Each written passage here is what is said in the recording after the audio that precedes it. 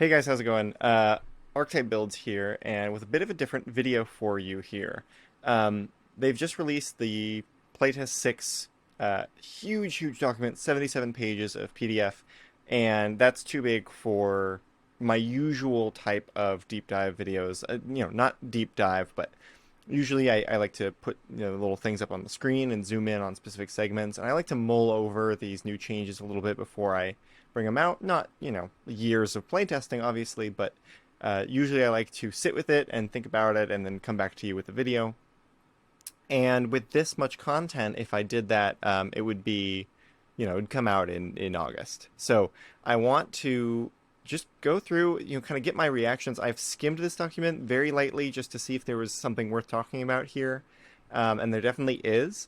So trying a new type of video, maybe this works, maybe it doesn't, but I can promise you that I'm going to be going through each of these classes and doing a much deeper dive soon. And I'm going to have some guests on the channel. We're going to be talking about these changes. It's going to be a very different kind of experience, really digging into OneD&D.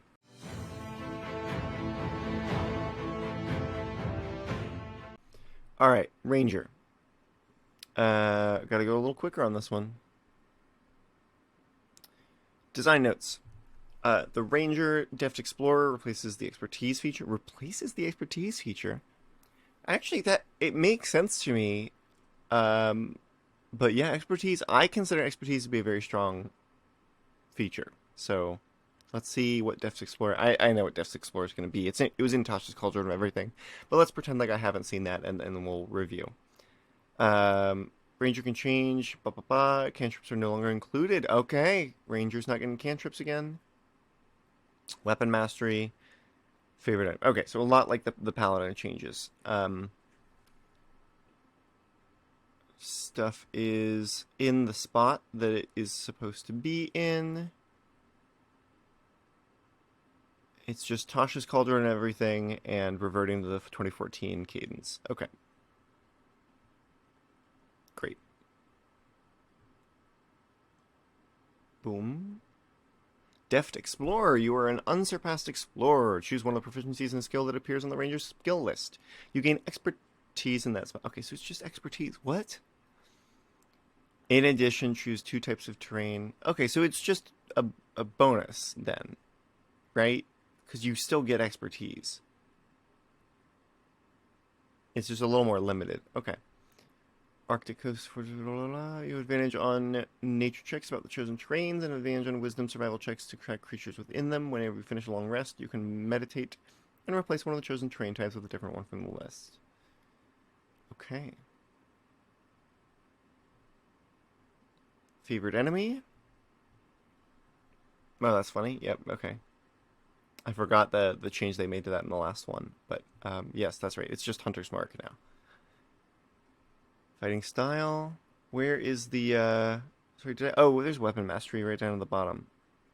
2 kinds of weapons. Okay. So yeah, similar to the paladin, they're getting 2 weapons that they get the mastery properties of. Not 2 mastery properties they get the weapons of.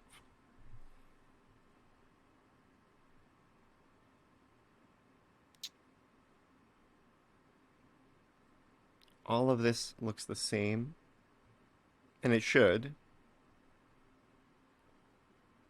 There's a second expertise at 9th level, and 2 more terrain types. And then they said they made a change to tireless. As an action, you can give yourself temporary hit points equal to 1d8 plus your wisdom modifier. You can do this a number of times equal to your wisdom modifier. You regain all expended uses when you finish a long rest. Okay. I mean, we always knew that this class required, both dexterity and wisdom. This seems to be a reward for increasing your wisdom. But it's as an action. And whenever you finish a short rest, your exhaustion level decreases by 1. God, it'd be funny to... I know the Berserker does not give exhaustion anymore, but it would be funny to take 10 levels of Ranger to mitigate the bad parts of Berserker Barbarian. Okay, so I feel like I feel like this is probably saying you take a short rest, decreases your exhaustion, and you're going to take that action to give yourself some temporary hit points. I think a D8 plus Wisdom modifier is likely to be like 7 or 8 temporary hit points, which is more than most other sources of temporary hit points, I want to say. So most likely, like 8 is temporary hit points now, right? Did I mishear that? Like a lot of things are like 5, I want to say, like or like a D6 of temporary hit points. So this is more. So this is something I think you're going to want to do right before battle, replacing any temporary hit points you have because you don't need it. Um, but at 10th level, 7 extra hit points per turn or per combat. Pretty mild. Nature's Veil. Yes, I remember this. All this looks the same.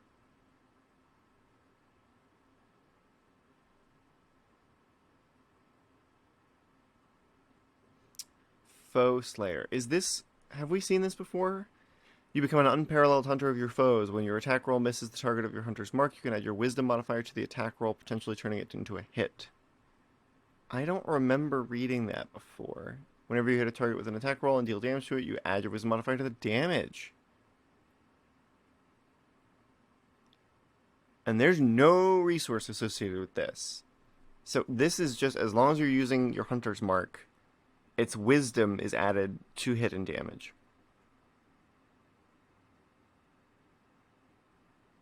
Wow. I mean, I really like it. I really think that's cool. 20th level, we'll never see it. We'll never play with it, but I really like that a lot. That's the way to do a multiple ability score dependent class right there. Look at that. That's very nice.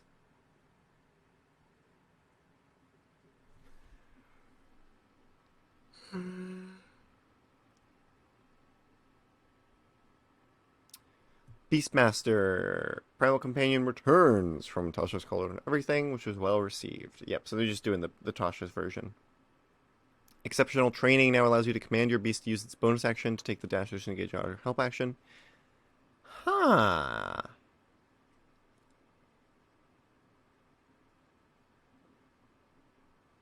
Now allows your beast to benefit from your Hunter's Mark spell. Interesting. I like those changes. So you got your templates. I will assume that they are the same templates that we saw last time. When you use your bonus action to command your Primal Companion beast to take an action, you may also command it to take the dash, disengage, dodge, or help action as a bonus action. Okay, so they get cunning action, basically. Your beast gets cunning action. I like that. That's pretty good. It can deal your choice of force damage. Okay, so that's like the monks get that too, right? So it seems around 6th or 7th level, if someone's resistant to bludgeoning, piercing, or slashing, most people should be able to overcome that. It seems like that's what they're saying. And then Bestial Fury is the multi-attack. 11th level seems like it's coming on pretty late, but you're of course a person too, right? So, God, I really wanna playtest this. Actually, I know it's weird. There's so many subclasses in here and so many classes, and like, why is this the one that strikes out to me? I really want to see how this feels because I haven't played the Tasha's version, right? And now they're making some buffs to the Tasha's version, which I understood was pretty well received. So you've got multi attack, right? You've got multi attack, and you are commanding your beast with a bonus action, correct?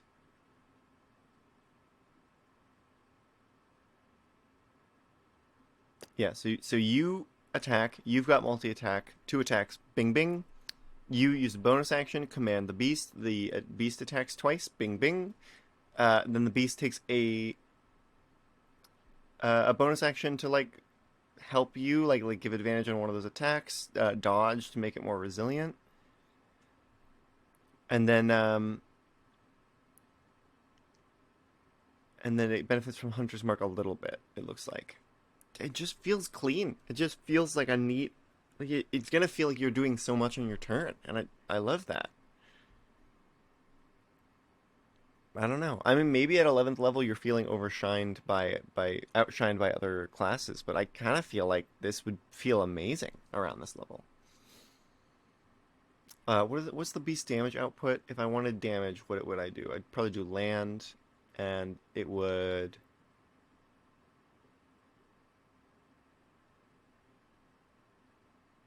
Where's your thing where you do damage, beast of the land? Oh, here you are. It's way up here. Uh, your spell attack modifier. So again, rewarding wisdom here. So at 11th level, proficiency bonus is 4. Let's say your wisdom is 4. It's like a plus 8. And then D8 plus 6. All right. So it's kind of moderate damage, but it's like 4 times moderate damage. Right? I'm feeling it's pretty good. I feel like I would enjoy I feel like I would enjoy playing that out. Share spells. When you cast spells targeting yourself, you can also affect your primal companion. Ah, oh, that's so good. That's fun. Now, is Hunter's Mark concentration?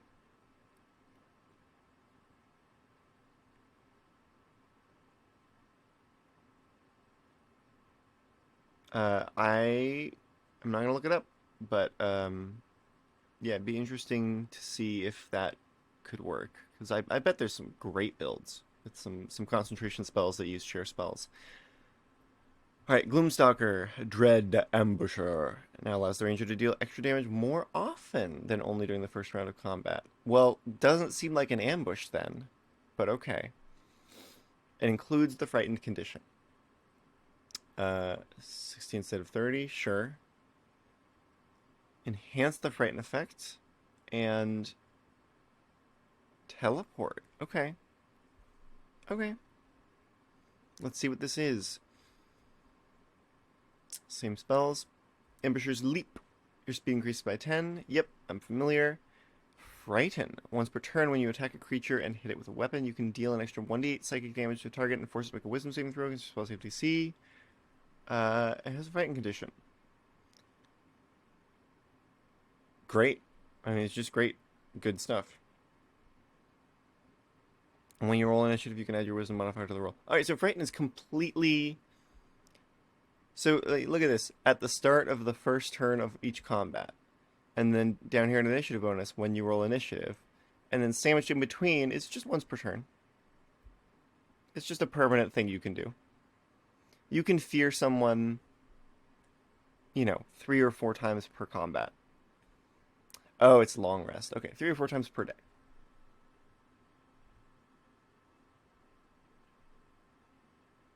Oh, is the extra attack gone?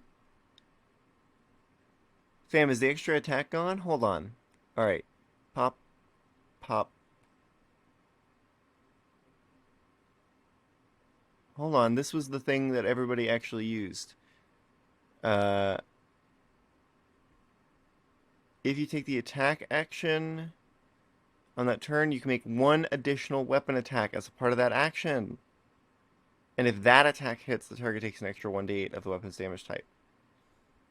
It's gone. That's not in the design notes. Hold on now. That's not in the design notes. You sneaky, sneaky Wizards of the Coast. Where's my extra attack? You absolute monsters.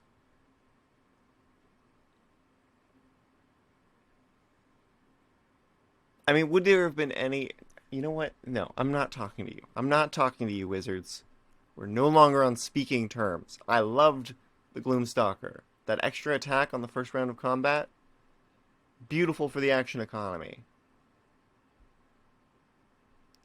Unbelievable.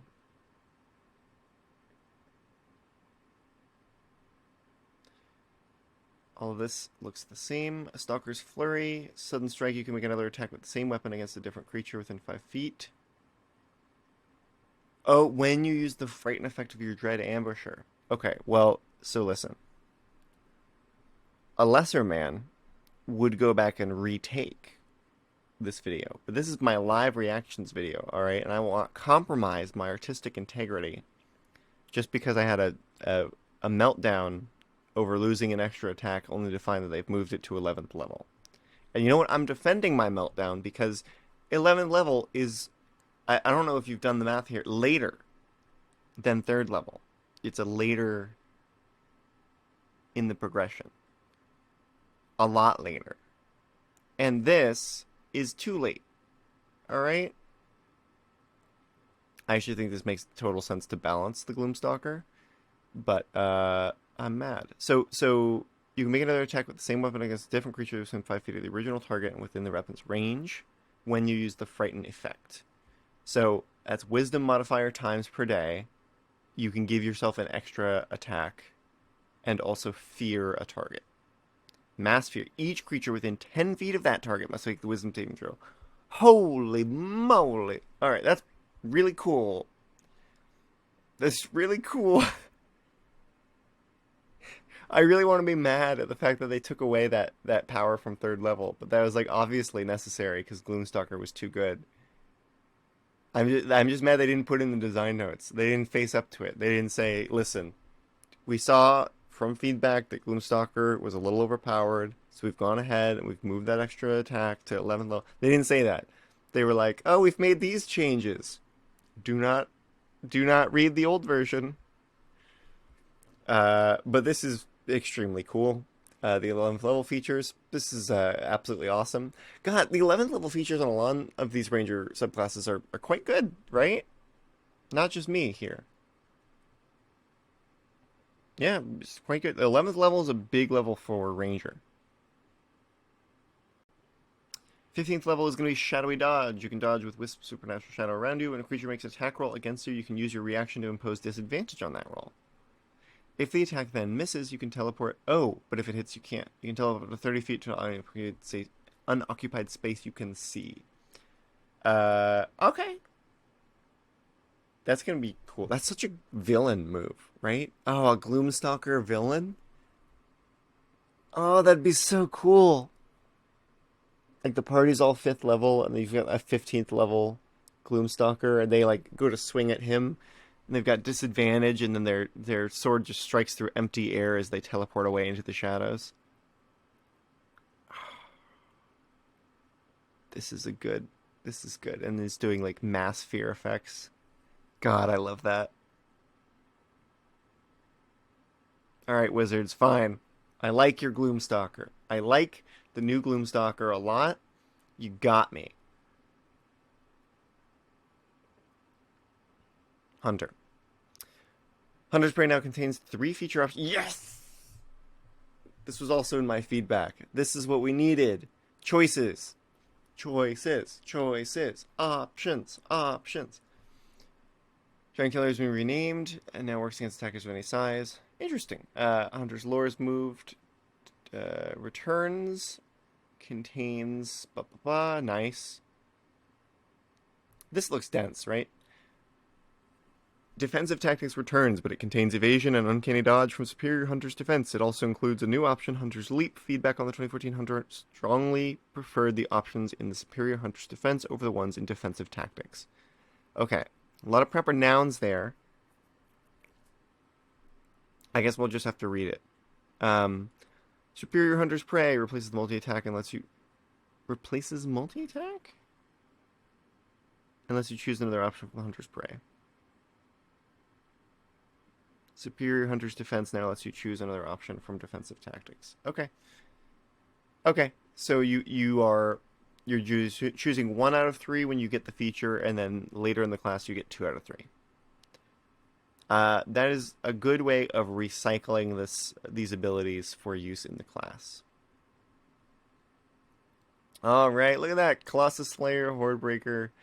Okay, your tenacity can wear down most of the foes. When you hit a creature with a weapon, the weapon deals an extra 1d8 damage to the target if it's missing any hit points. Great. Horde Breaker. This is my favorite one. You make another attack with the same weapon against a different creature within 5 feet. Compare that to like Cleave, right? Compare that to Cleave. It's very similar to Cleave, but with the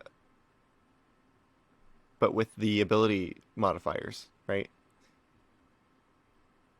Just saying. Retaliator. Immediately after a creature within 5 feet of you attacks you, you can use your reaction to make one attack with a weapon against that creature, whether or not it hit you. Love this being here. That's cool.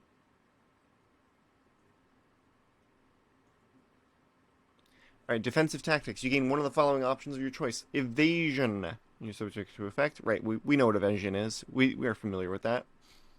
It's very good. Hunter's Leap. If an enemy you can see enters your space within 5 feet of you, you can use your reaction to move up to half your speed without provoking an opportunity attack. I like that a lot as like a ranged ranger, you know, is what it is. Uncanny Dodge. Oh, that's fun. Now, now, I say it's fun.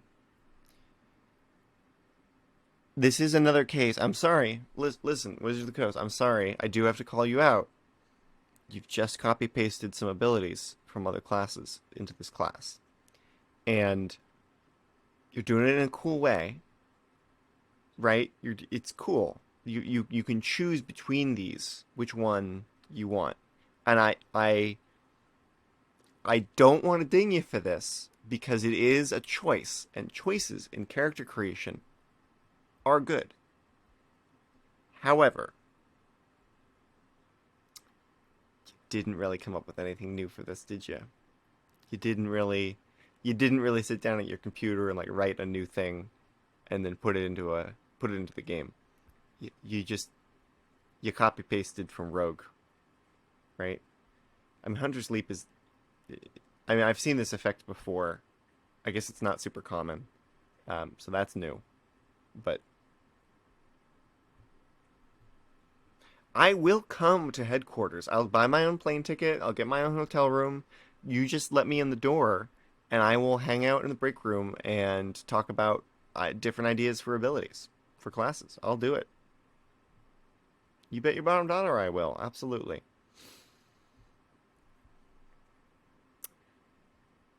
Okay. Superior Hunter's Prey. You get another feature from Hunter's Prey. Superior Hunter's Defense. You get another defense feature. Okay, and that's it. That's the whole deal. All right. So I think one of the things, right? Obviously, what you love about Hunter is the same thing you love about Warlock, which is it's customizable. If you want a certain type of guy, you can choose the Hunter subclass, right? And you can kind of like pick your way into that type of guy. I think it's pretty cool. Uh, right? That third level Hunter's Prey is like an offensive feature, all of them, right? You're doing extra damage, you're doing another attack, you're doing opportunity attacks, and then seventh level is all defensive features. It's all stuff to keep you alive, and it's kind of like it's this overall. I like the package. I like it a lot. I think it really plays into this ranger archetype of if you know what you're going up against, you can customize your character to be good at that. Or obviously, like the way that that probably should work is if your DM knows what you're customized to go up against, then he'll put that in the campaign. Um, and then each of these abilities is general enough to be useful in lots of situations, right? You're not gonna like take Horde Breaker and that be mad that you're going up against like giants or something because it still works on giants if they stand within 5 feet of each other. So yeah, good. I do wonder though. I do wonder whether the power level here is high enough. And I only say that because if you look at something like if you look at something like the Gloomstalker, Gloomstalker's getting, let's say, Wisdom mod is 4. They're getting 4 extra attacks throughout the day.